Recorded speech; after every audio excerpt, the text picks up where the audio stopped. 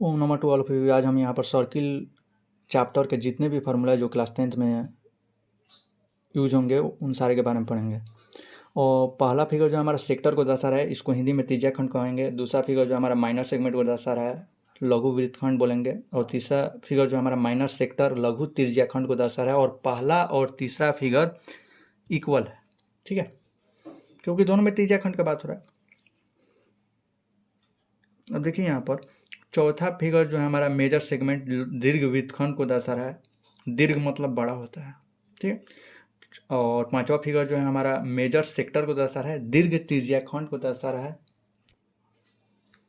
Area of the ring, गोल वस्तु या अंगूठी का क्षेत्रफल अगर निकालना होगा तो इफ़ आर एंड आर यानी बड़ा रेडियस और छोटा radius, outer and inner radii यानी बाहर का रेडियस और अंदर का radius of a ring, the area of a ring का फार्मूला हो जाएगा हमारा पाई आर स्क्वायर यानी बड़ा रेडियस का स्क्वायर और माइनस पाई आर स्क्वायर छोटा रेडियस का स्क्वायर। यहाँ पर फिगर में आप किनारे देख भी रहे हैं को कॉन्सेंट्रिक सर्किल का सकेंद्रीय वृत्त, दो वृत्त होते हैं।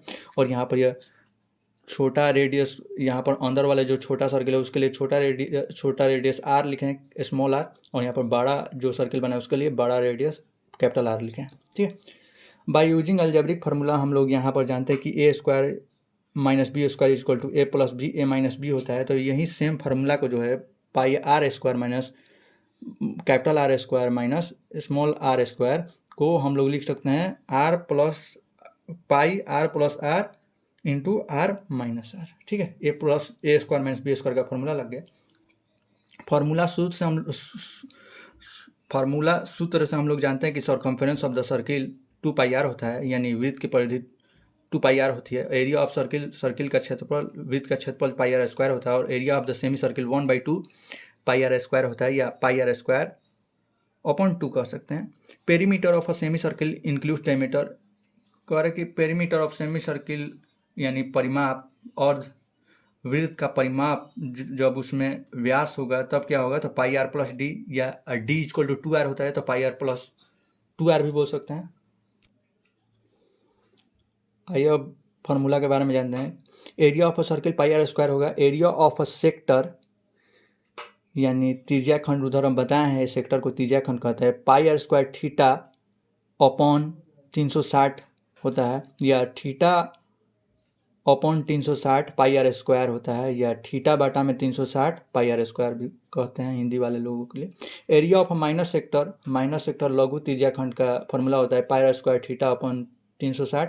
Area of minor segment sector minus area of a triangle होता है pi are square theta upon 360 minus R square sine theta upon 2। Area of major sector का एरिया ऑफ मेजर सेगमेंट का फॉर्मूला होता है pi are square minus area of minor segment. और area of minor segment का formula आप ऊपर देख सकते हैं। और देखिए एरिया ऑफ मेजर सेक्टर का फॉर्मूला होता है pi are square minus area of sector. Length of an arc का फॉर्मूला होता है 2 पाई आर थीटा अपॉन 360, या थीटा अपॉन 360 गुने 2 पाई आर।